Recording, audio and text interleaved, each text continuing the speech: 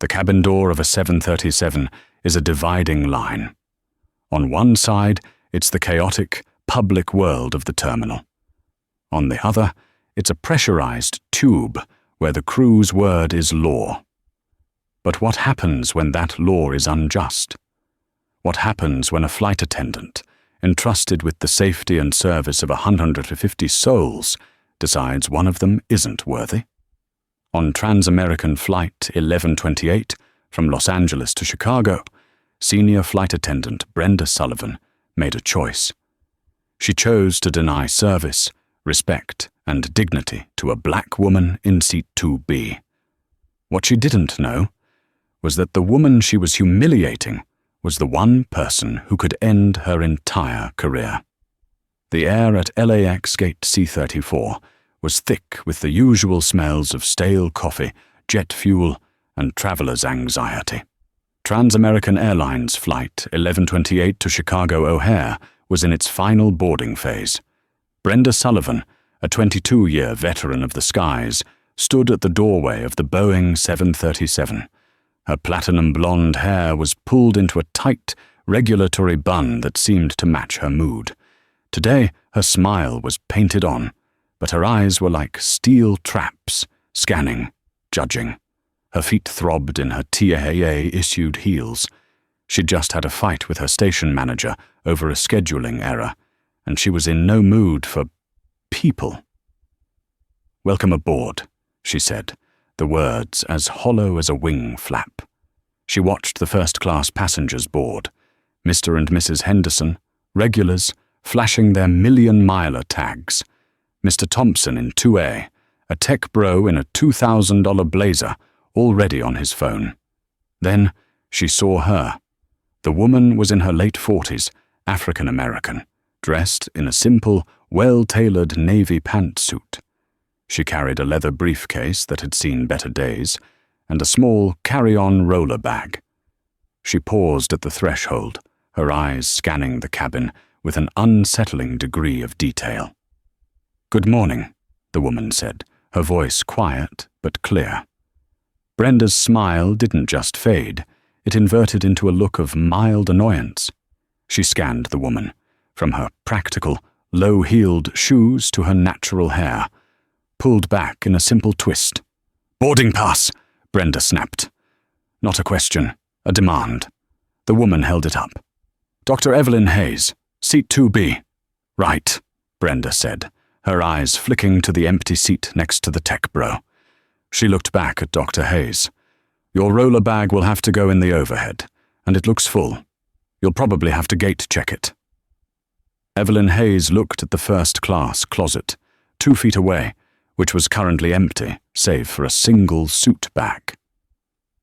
"Good morning," Evelyn said again, ignoring the comment. "Would it be possible to hang this suit bag for Mr. Thompson?" Wait, no, that wasn't right. Let me rephrase. Evelyn Hayes looked at the first-class closet, 2 feet away. "Would it be possible," she asked, gesturing with her own modest suit bag, "to hang this in the closet? I have a meeting as soon as I land." Brenda's lip curled. "That closet is for crew and full-fare passengers on international connections. You'll have to use the overhead bin like everyone else." Evelyn's expression didn't change, but her eyes held Brenda's for a beat too long.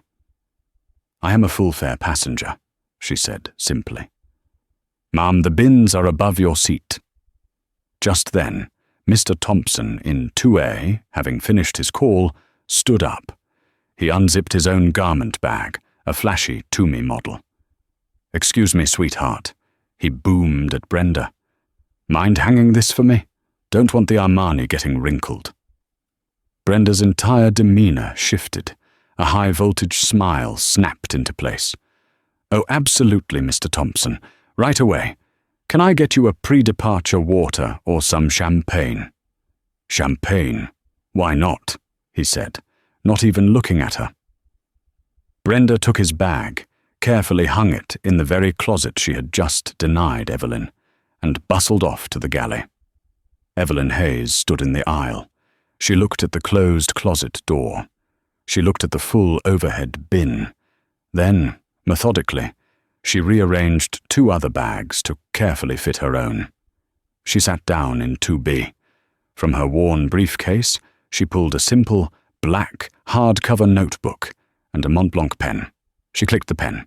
In the top corner of the page, she wrote, TAA 1128, LAX Ord, 10:15 a.m., Senior FA, B. Sullivan, per name, badge. Incident 1, boarding protocol. Denied access to first class closet. Reg 121589, cabin safety. Offered same space to passenger in 2A. Differential treatment observed. She didn't look angry. She looked meticulous. Mark Johnson, the junior flight attendant, watched this exchange from the galley. He winced. He was only 6 months out of training. He knew Brenda's reputation. She was old school, which was airline code for a lawsuit waiting to happen. He made a mental note to check on the passenger in 2B himself. The door closed. The safety briefing began. Brenda's voice on the recording, a mockery of the warmth she refused to show in person. As the plane pushed back, Evelyn Hayes put her notebook away, folded her hands, and watched. She was invisible, and for now, that's exactly what she wanted. The 737 climbed to 35,000 feet, a silver dart in the clear blue sky. Below, the mountains of Nevada gave way to the plains.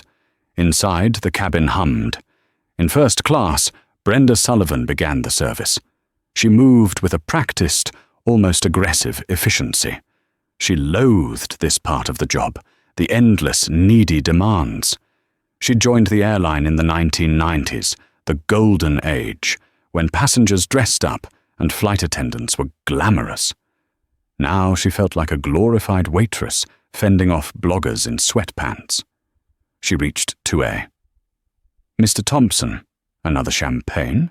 Or perhaps our California Chardonnay? She purred. Chardonnay. And can I get a snack? I'm starving. Of course. I'll bring the mixed nuts right away. She turned, and her body language created a physical wall. She skipped 2B entirely. Evelyn Hayes, who had been reading a dense government report, looked up. Brenda was already 2 rows back, laughing with the Hendersons. Evelyn pressed the call button. A soft ding chimed in the galley. Brenda, refilling Mr. Thompson's wine, heard it. She looked at the indicator panel. 2B. She rolled her eyes, a theatrical gesture for Mark's benefit. See? It starts. Not even an hour in. Maybe she just wants a drink, Mark offered. She can wait, Brenda hissed. I go row by row. That's the procedure. 5 minutes passed. Evelyn pressed the button again. Ding. This time, Brenda marched out, her face a mask of indignation. She stopped at 2B, her hip cocked, one hand on the seat back. The light is on, she said, as if Evelyn had committed a social faux pas. Yes, Evelyn said, her voice even. I'd like a ginger ale, please, and I wanted to confirm my pre-ordered vegetarian meal. Brenda's face went blank. Vegetarian? Yes, a VGML. It was confirmed in my reservation. Brenda sighed, a sound of profound suffering. I'll have to check the manifest. We often run out. Could you check now, please? And I would still like that ginger ale. Brenda's eyes narrowed. The audacity. I'll be back, she clipped, and walked away. She returned 10 minutes later. By this time, Mr. Thompson had his wine, his nuts, and a hot towel. The Hendersons were on their second round of cocktails. Brenda stopped at 2B, and without a word, slammed a small can of ginger ale and a plastic cup of ice onto Evelyn's tray table. The ice cubes rattled. And my meal, Miss Sullivan. Brenda crossed her arms. I've checked the manifest. We don't have a VGML for you. We have the chicken breast or the pasta bolognese. Evelyn's gaze was unwavering. I am unable to eat either. I pre-ordered. The manifest you have might be the catering manifest, not the passenger reservation manifest. Could you please check your handheld device against my reservation code? This was too much. The woman was questioning her process. "Ma'am," Brenda said, her voice rising, "I have been doing this job for 22 years. I know my manifest. We do not have your meal. You can have the chicken, the pasta, or you can have a salad. And the salad comes with chicken on it." The malicious, deliberate unhelpfulness hung in the air. Mr. Thompson in 2A was now listening, a smirk on his face. He was enjoying the show. "Brenda," Mark said, appearing at her elbow, a galley tablet in his hand. He looked terrified. "Brenda, I think I found it. It's right here. Hayes, 2B, VGML. It looks like it was loaded. It must be in the aft galley." "The aft galley?" Brenda spat. "Why would they load a first-class meal back there?" "Maybe a catering mistake," Mark said, trying to be helpful. "I can go get it." "No," Brenda snapped, snatching the tablet from him. She was humiliated. The rookie and the difficult passenger had teamed up. "I'll handle it." She stormed off. She returned 15 minutes later, just as the main service was ending. She was carrying a foil-wrapped tray. She didn't put it on Evelyn's tray table. She dropped it. Thud. "Your special meal," she said, the word special dripping with a sarcasm so thick it was almost tangible. Evelyn looked at the tray. "Thank you." Brenda turned on her heel. As she did, she accidentally knocked Evelyn's ginger ale. The half-full cup tipped, spilling icy, sticky liquid all over Evelyn's pantsuit, and, more horrifyingly, into the open briefcase on the floor. "Oh!" Brenda gasped, her hand flying to her mouth in a perfect pantomime of surprise. "Clumsy me. How awful." She grabbed a few cocktail napkins and threw them onto Evelyn's lap.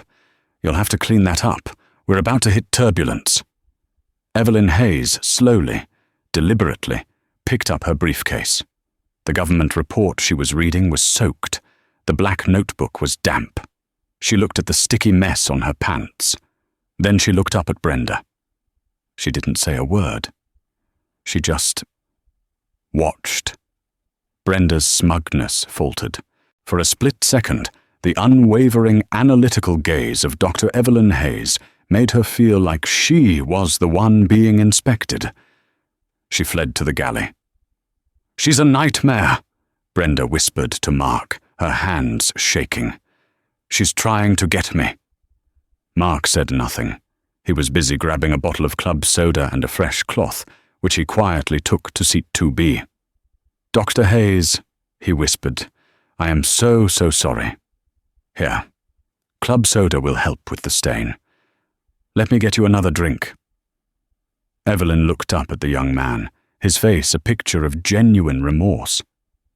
"Thank you, Mark," she said, reading his name tag. "You are very kind." She took the soda, and from her briefcase, she pulled out the damp black notebook. She opened it to a new page. Incident 2, in-flight service. Call light ignored, 5+ min.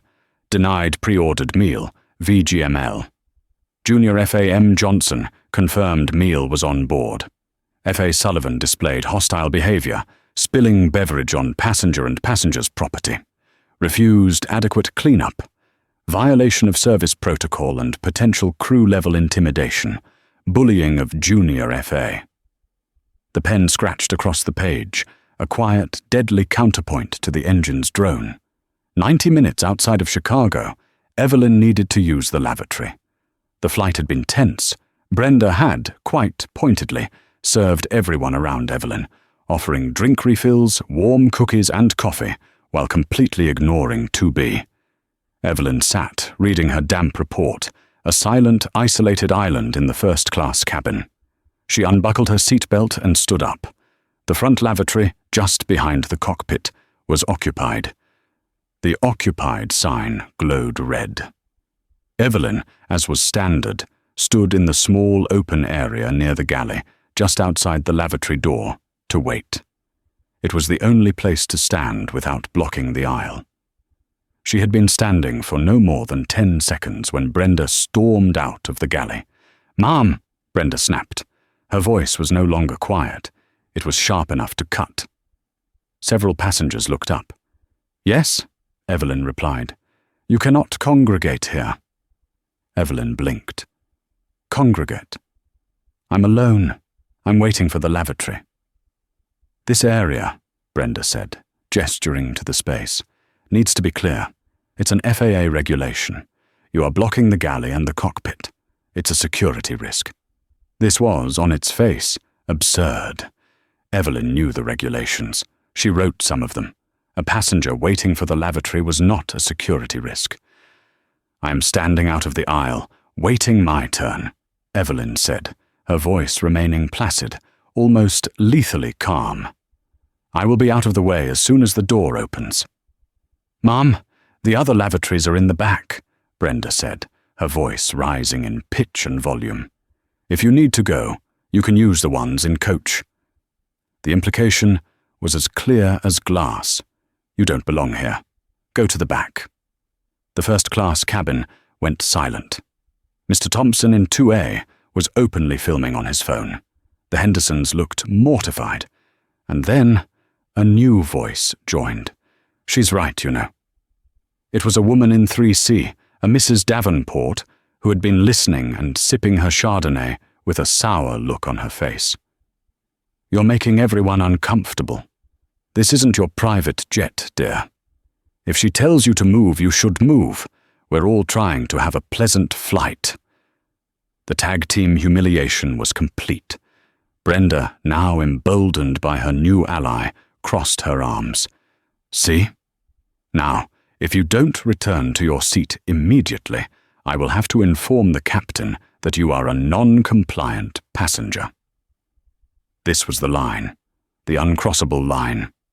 In airline terminology, non-compliant passenger was a code word. It was the first step toward being restrained, being arrested on landing, being put on a no-fly list.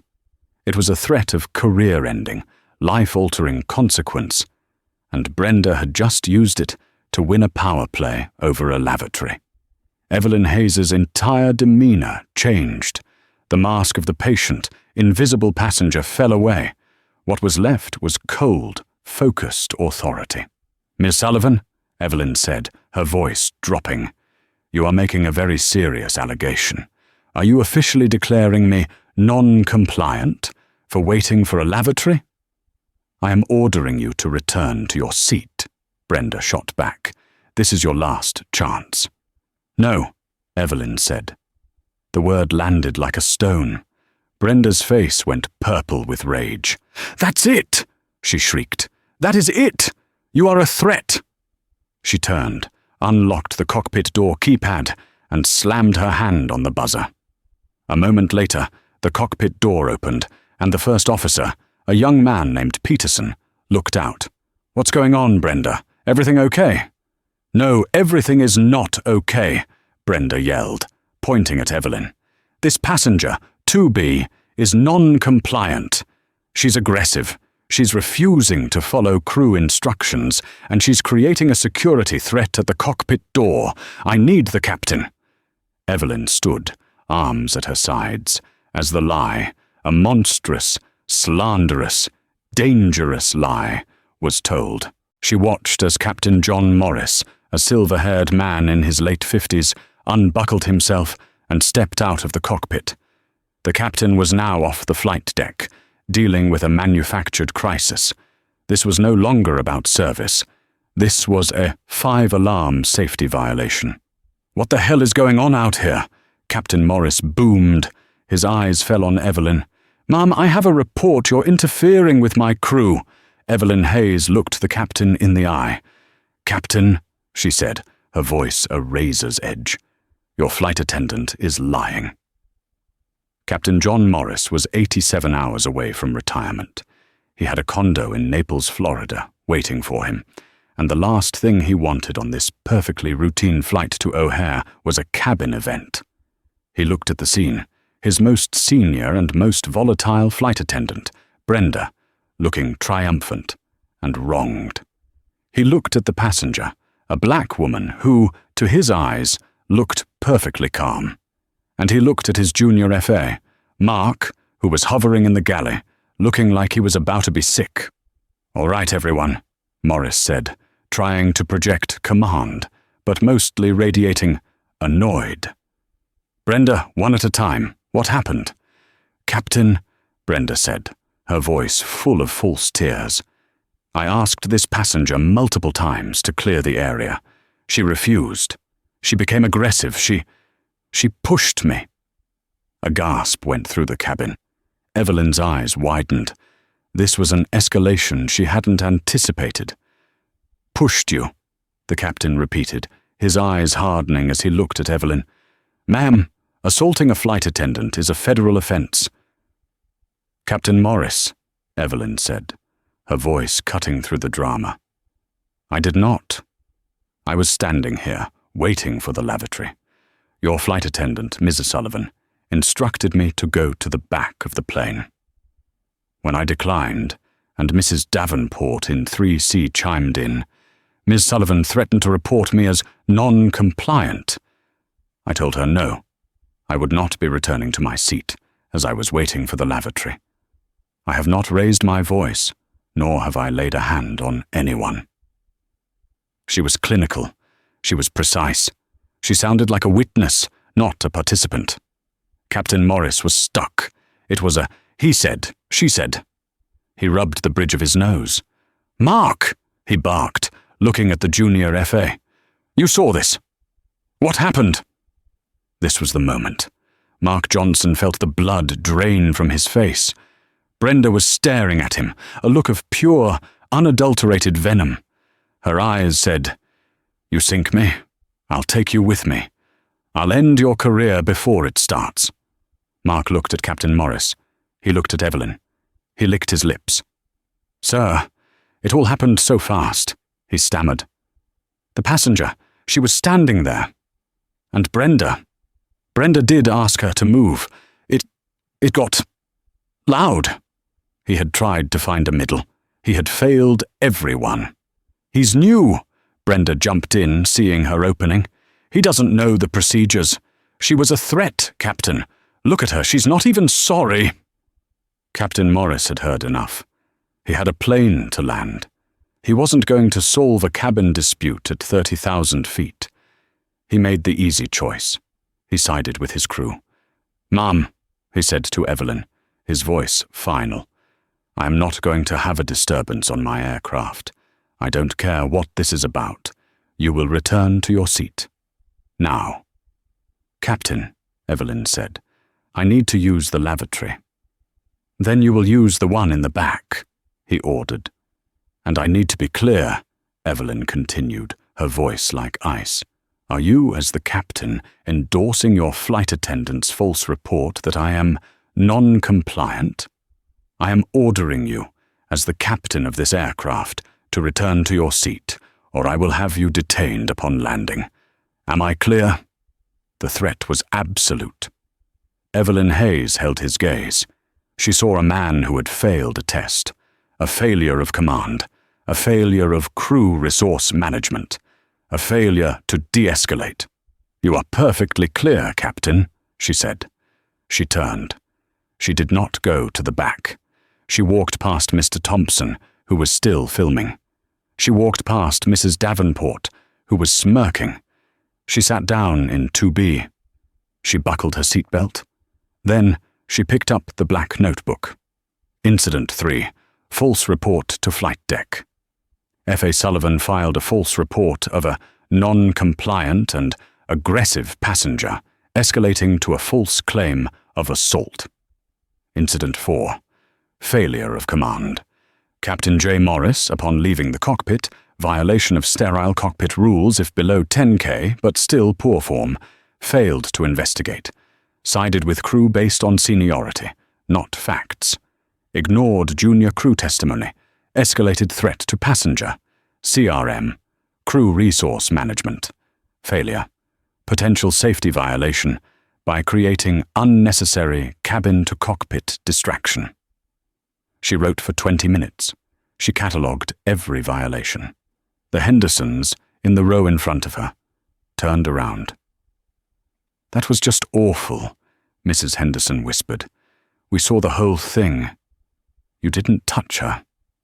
"Thank you," Evelyn said quietly. "Enjoy the rest of your flight." The rest of the flight was a tomb. Brenda Sullivan stayed in the aft galley, fuming. Mark, looking green, handled the final cabin preparations. Captain Morris stayed locked in the cockpit. The plane began its descent into Chicago. The fasten seatbelt sign chimed. As they descended through 10,000 feet, the sterile cockpit rule was in effect. No non-essential communication. Brenda, however, was still on the warpath. She came forward to check the first-class cabin. She stopped at 3C. "Thank you for your help, Mrs. Davenport," she whispered, loud enough for Evelyn to hear. "It's nice when some people respect the rules." Evelyn noted it. Violation. Non-essential conversation during sterile cockpit phase. Passenger distraction. The list was getting very, very long. The wheels of Flight 1128 screeched onto the tarmac at O'Hare. The landing was rough, a fitting end to a turbulent journey. As the plane taxied to gate K-12, the cabin was thick with an angry, unspoken tension. Brenda and Mark prepared the door. The ding of the seatbelts off sign was a starting pistol. The passengers in first class, with the exception of Evelyn, were all too eager to escape. Mr. Thompson pushed past on his phone again. The Hendersons gave Evelyn a sympathetic look. Mrs. Davenport waddled past, giving Evelyn a final, sour glare. Evelyn Hayes waited. She slowly gathered her belongings. She tucked the damp report into her briefcase. She slid the black notebook into its pocket. She zipped the bag, deliberately, slowly. She was the last passenger to deplane. She walked to the doorway where Brenda Sullivan stood, her face a mask of smug victory. Mark was in the background, pointedly reorganizing the galley. "Have a nice day in Chicago," Brenda sneered, the words laced with pure, uncut venom. Evelyn stopped on the threshold of the jet bridge. She turned to face Brenda. "Miss Sullivan?" Evelyn said, her voice quiet, conversational. "What?" Brenda snapped. "Get off the plane. I have to turn this cabin." "Your conduct today, Miss Sullivan, was not just unprofessional," Evelyn said, as if giving a performance review. "It was a liability. You violated procedures from boarding to landing." Brenda actually laughed. It was a short, sharp, ugly sound. "A liability? Honey, I am the procedure. I've been doing this for 22 years, long before you got a handout to sit in 2B. You, with your little complaint, you're nothing. I'll be flying this route tomorrow, and you'll be, well, who cares where you'll be? Now get off. You're holding up my crew." Evelyn Hayes looked at her. She absorbed the full, unfiltered hatred, the racism, the arrogance, the absolute, unshakable confidence of a bully who had never been challenged. "A complaint?" Evelyn said softly. "You think this is a complaint? That's interesting." She held Brenda's gaze. "I'm not going to baggage claim, Ms. Sullivan. I'm going to the operations center. And I'm going to file a report." Brenda's smirk widened. "Oh, I'm shaking. Go ahead. File your little report. It'll go right in the shredder with all the other he said, she said nonsense. My word against yours. And on this plane, my word is the only one that matters. Have a lovely day." Brenda turned her back, a final, dismissive gesture. Evelyn Hayes stepped onto the jet bridge. Her heels clicked on the metal floor. She did not turn left toward baggage claim and the exit. She turned right toward the restricted, crew-only doors that led deep into the bowels of O'Hare's Terminal 1. She walked with a purpose. She knew exactly where she was going. She was going to see Gail Jenkins, the TAA O'Hare station manager. Brenda, meanwhile, went back to the galley.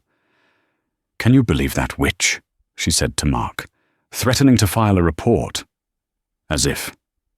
"Brenda," Mark said, his voice trembling.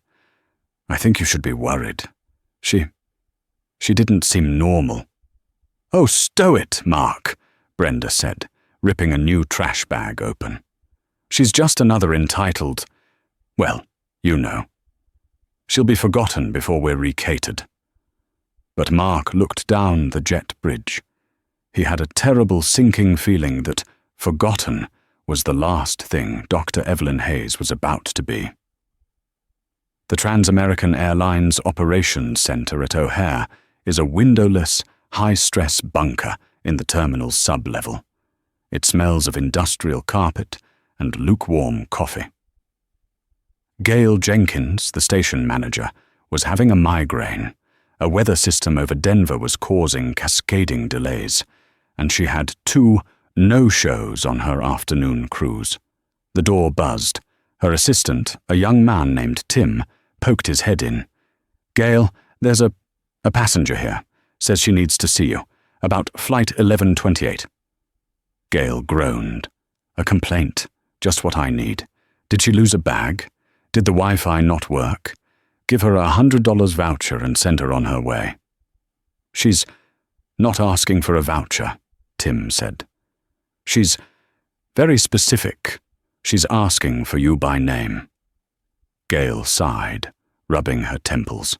"Fine. Send her in. 2 minutes." The door opened. Dr. Evelyn Hayes walked in. She looked to Gail like any other professional, slightly annoyed passenger. "Miss Jenkins, I'm Evelyn Hayes.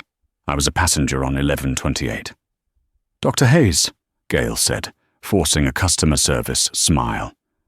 "I'm so sorry for whatever happened on your flight. I'm authorized to offer you—" "Ms. Jenkins, I'm going to stop you right there," Evelyn said, her voice polite but firm. She reached into a briefcase. Gail thought she was reaching for a receipt or a stained piece of clothing. Instead, Evelyn placed 2 things on the desk. The first was a small, leather-bound wallet.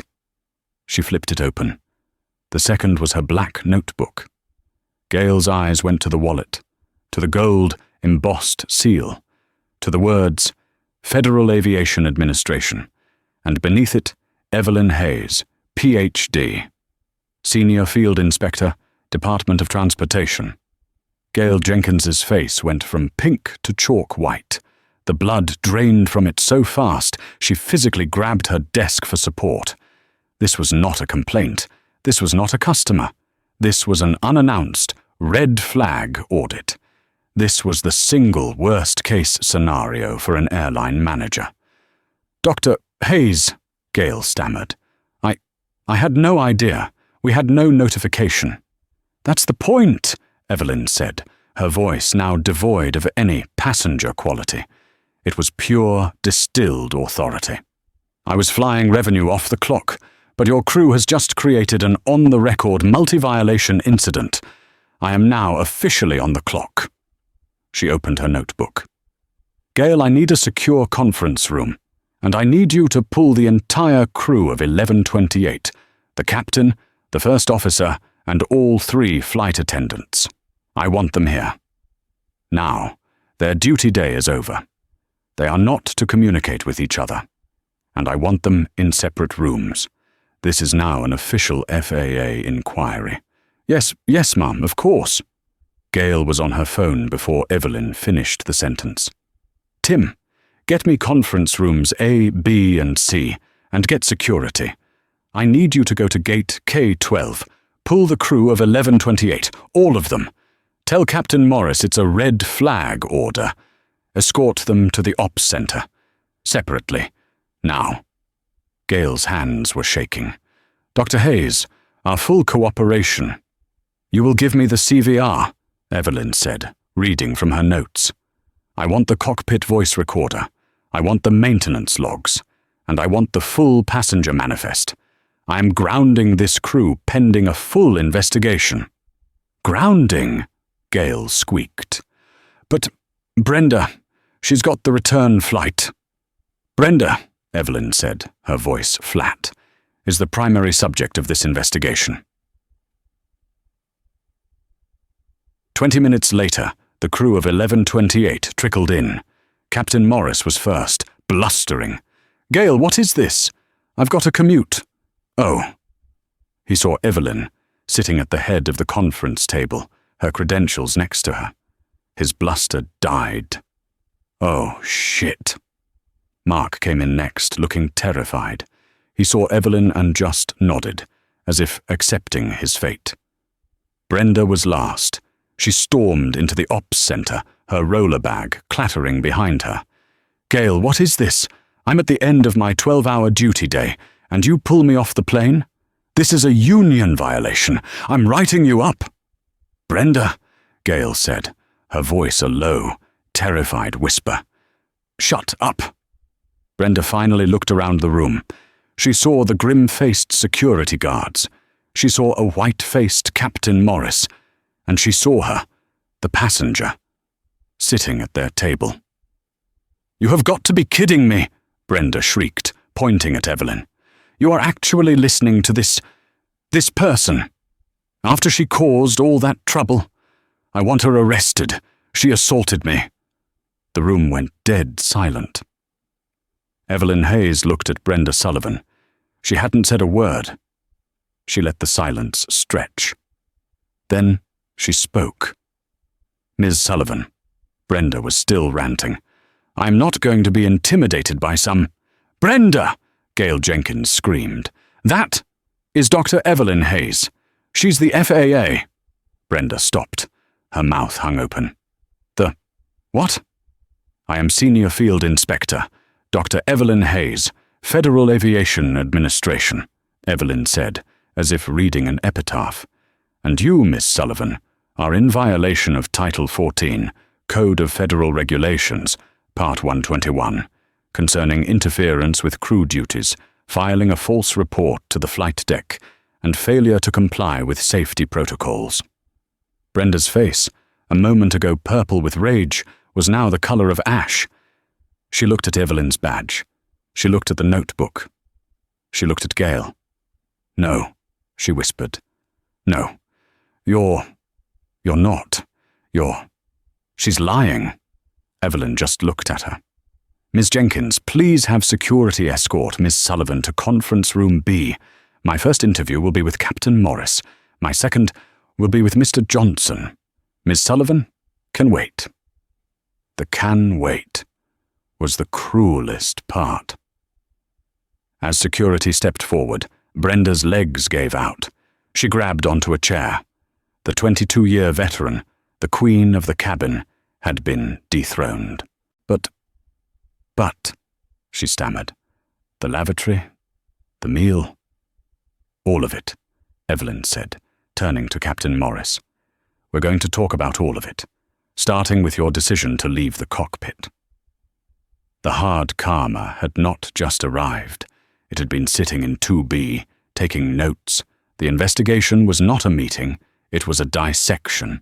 The secure conference room in the TAA Ops Center was a sterile, windowless box painted a depressing shade of corporate beige. The only sound was the high-pitched hum of the fluorescent lights and the methodical click, click, click of Dr. Evelyn Hayes's Mont Blanc pen as she laid out her evidence. Gale Jenkins, the station manager, sat in the corner, a pale ghost at her own tribunal. She had provided coffee, which sat untouched, and water, which Evelyn drank with deliberate, slow sips.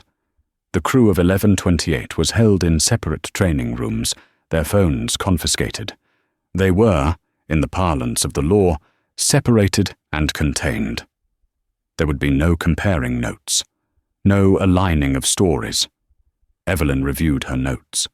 The black book was now supplemented by a TAA-issued tablet, onto which Gale had, with trembling hands, downloaded the passenger manifest, the catering manifest, and, most crucially, the official incident report Captain Morris had filed from the cockpit, which was full of Brenda's lies. Evelyn looked at Gale. "Send for the captain. We will begin with the flight deck." Captain John Morris entered the room, not with a swagger, but with the forced, puffed-up bluster of a man who knows he's in trouble but isn't ready to admit it. He was 87 hours from retirement, and this, to him, was just a final piece of union-mandated paperwork. "All right, Gale," he boomed, ignoring Evelyn. "What is this? I've got a commute to catch. This had better be quick." "John," Gale said, her voice thin. "This is Dr. Evelyn Hayes, from the FAA. Morris's manufactured smile froze and slid off his face. He looked at Evelyn, really looked at her. For the first time, he saw the badge on the table. He saw the cold, analytical eyes. This was not the passenger from 2B. This was a regulator. "Oh," he said. The one word was a complete surrender. "Captain Morris, please have a seat," Evelyn said, gesturing to the chair opposite her. "This is not a TAA matter. This is a federal inquiry." He sat, heavily. "Captain," Evelyn began, her voice even, "I want to talk about crew resource management, specifically your failure to use it today." "Now wait a minute," Morris said, his training kicking in. "My crew reported a threat. A passenger was interfering, assaulting my senior flight attendant." "A threat, Captain. Is that what you saw?" Evelyn leaned forward. "Or is that what you were told?" "Brenda, Ms. Sullivan, she's a 22-year veteran. She wouldn't," she said the passenger pushed her. "And did you, as the captain in command, verify this threat?" Evelyn asked. "Did you ask the junior flight attendant? Did you ask the other passengers? Or did you, upon leaving the flight deck?" "I didn't leave the flight deck," he lied, poorly. Evelyn raised an eyebrow.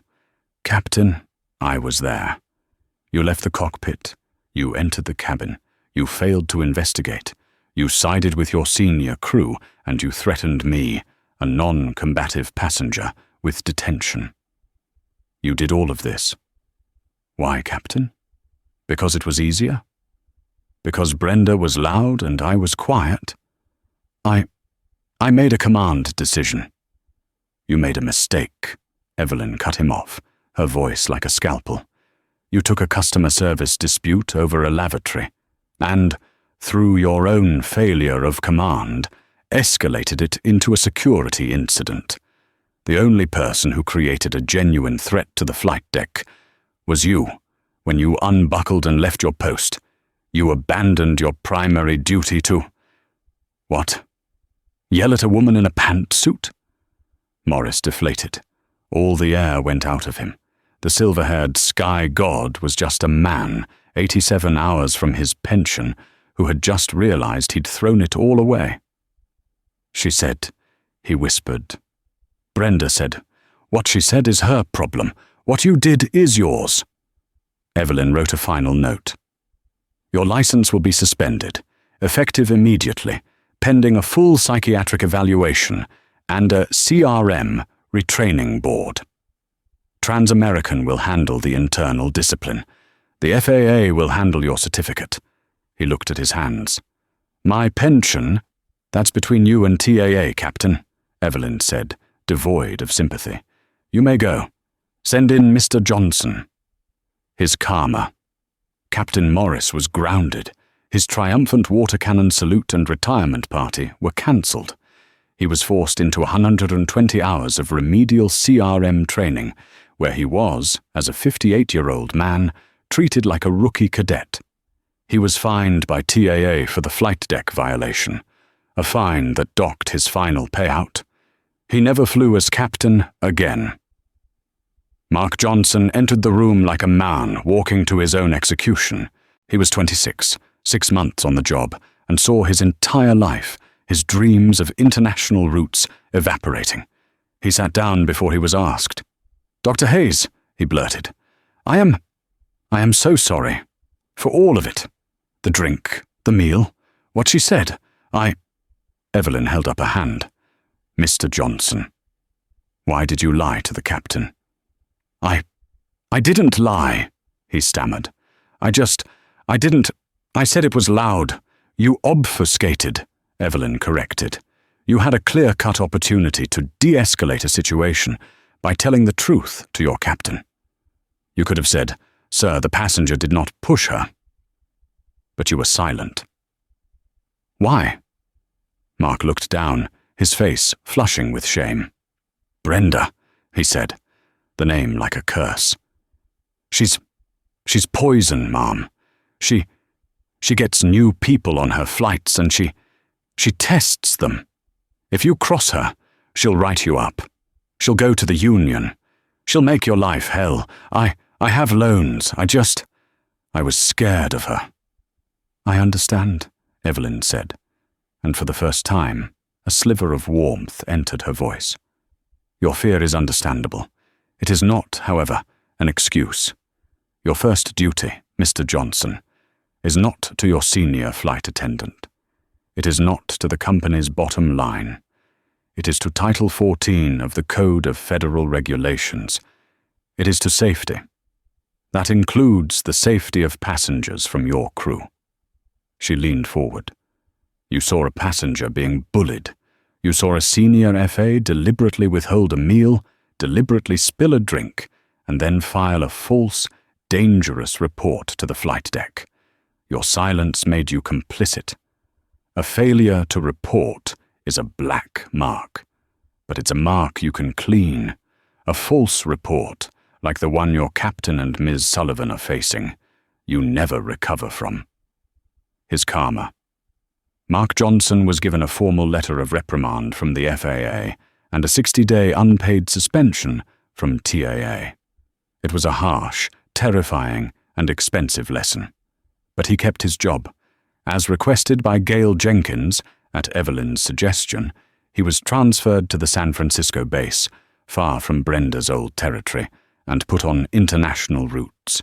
He would spend the rest of his career as a by-the-book, safety-first purist, eventually becoming a union safety rep, vowing to never let another Brenda terrorize a crew.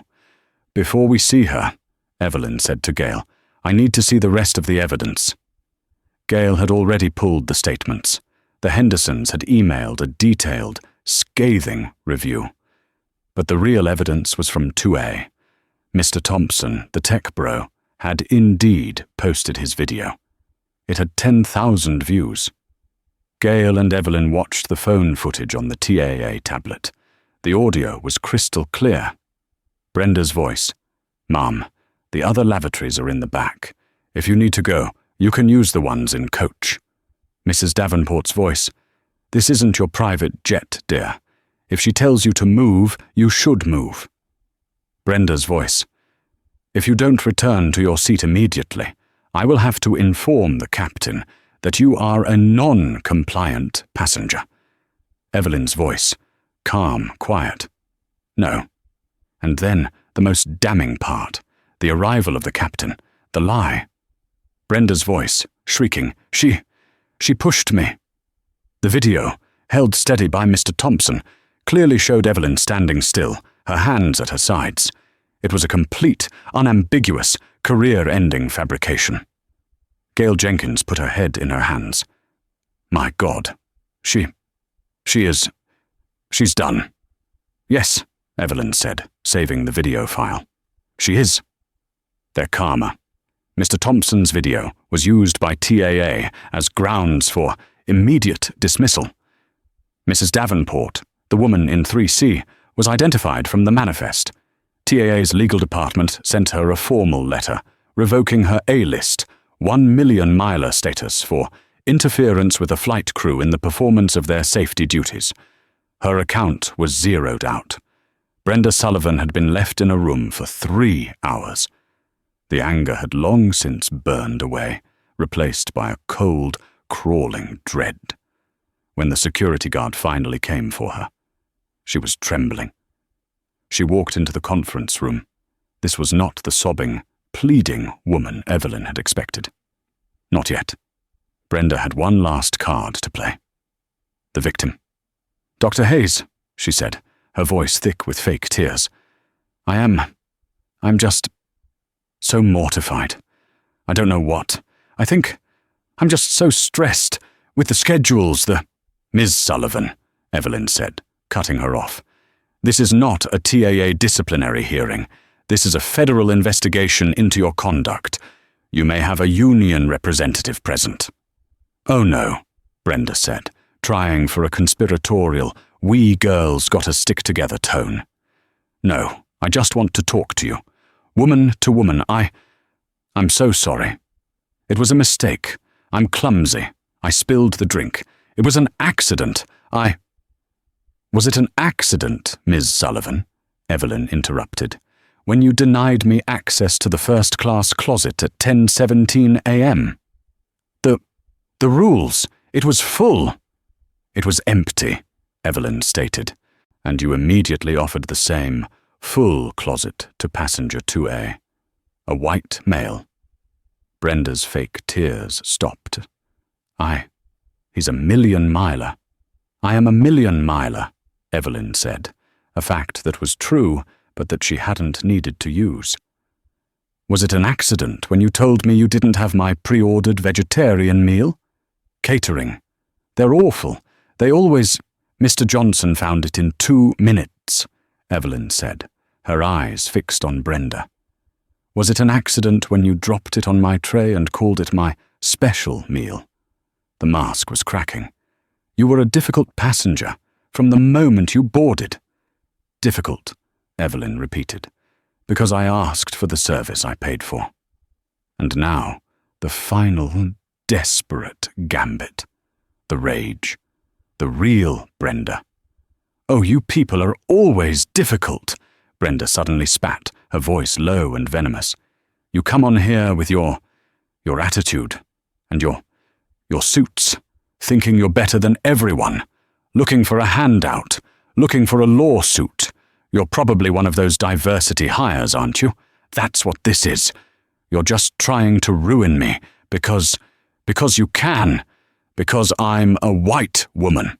The accusation hung in the sterile air. Gail Jenkins gasped. Evelyn Hayes did not react. She let the silence stretch. She let Brenda's unfiltered racism echo off the beige walls. "Thank you, Mrs. Sullivan," Evelyn said, her voice a flat, dead calm. "You've just confirmed the why. Now let's move on to the what. At 1:30 p.m., you told the captain in command that I pushed you." I felt threatened," Brenda shrieked. "You were in my space." "This," Evelyn said, turning the tablet around, "is a video from passenger 2A. Let's watch it together." She pressed play. They watched the scene. They watched Brenda lie. They watched Evelyn stand, still as a statue. When the video ended, Brenda was not crying. She was just empty. She had nothing left. No lies, no excuses, no rage. "You filed a false report," Evelyn said, her voice a monotone. "You lied to a captain about a physical assault. You manufactured a security threat on a commercial airliner. You did this because, as you said, I was one of those people." Evelyn closed her notebook. "You are a danger, Ms. Sullivan, not just to passengers. You are a danger to the entire system." Her karma. Brenda Sullivan was fired by Trans-American Airlines before Evelyn even left the ops center. The official cause was gross misconduct, endangerment, and filing a false safety report. But the real blow came from the FAA. Evelyn's official report was 42 pages long and included the video, the passenger statements, and the CVR data. Brenda's airman certificate, her license to fly, was revoked permanently. She sued TAA for wrongful termination, claiming racial discrimination. The judge, after watching Mr. Thompson's video, dismissed the case in less than 10 minutes. She lost her job. She lost her pension. She lost her flight benefits. She lost her entire identity. 8 months later, Captain Dave Rollins, a senior TAA pilot who used to fly with Morris, was on a layover at O'Hare. His rental car reservation had been messed up. He walked, annoyed, to the Avis counter in the terminal. "I have a reservation under Rollins," he said, tapping on the counter. "One moment, sir," a flat, dead voice replied. He looked up. and he looked down. The woman behind the counter was hunched, her face sallow. The platinum blonde hair was gone, replaced by a mousy dishwater blonde with 2 inches of dark roots. Her uniform was no longer a crisp, tailored TAA blazer, but a mustard yellow Avis polo shirt that strained at the buttons. "Brenda," he said, squinting. "Brenda Sullivan?"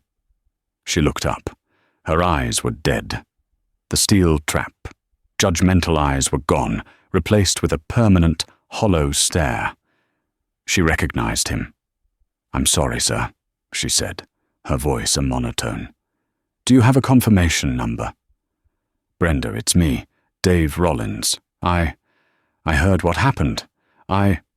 Will that be with or without the collision damage waiver, sir?" she interrupted, her eyes focused on the computer screen. He stopped. He saw it all. The fall. The end. Just the waiver, please."